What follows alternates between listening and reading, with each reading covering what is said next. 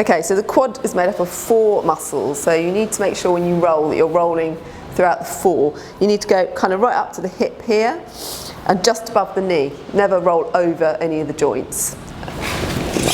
So to do it, if you're a beginner on a foam roller, probably just rolling both legs on the thighs might be all you can take.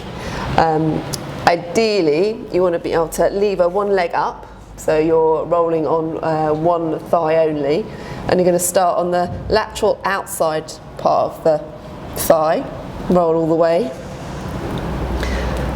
to just above the knee, kind of roll round into the middle,